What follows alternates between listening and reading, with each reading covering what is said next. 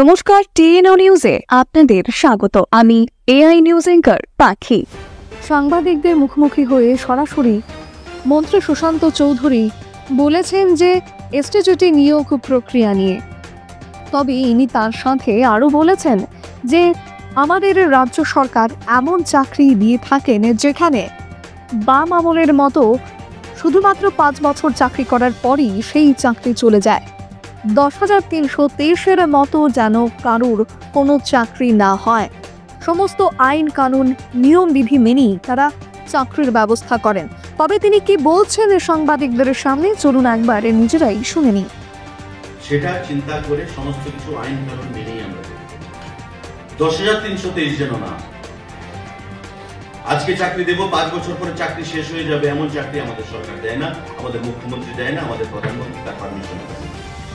সুতরাং আমাদের যে চাকরি হবে, কখনো কোনো প্রার্থীকে ওই চাকরি খোয়াতে হবে।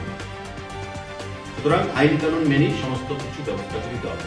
আপনারা দেখেছেন চাকরি মেলা ভারতবর্ষের কোথাও হয়েছে না, যে চাকরি মেলা দেওয়া হচ্ছে ট্রান্সপারেন্ট ভিত্তিতে।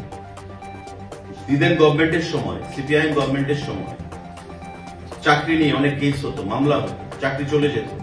আমাদের সরকার আসার পর মাননীয় মুখ্যমন্ত্রী যে ঘোষণা দিচ্ছেন, যে চাকরিগুলো আমরা প্রদান করতে পেরেছি, একটা চাকরি আইনের দ্বারস্থ হয়েছে বা কোন চাকরি খোয়াতে হয়েছে কাউকে।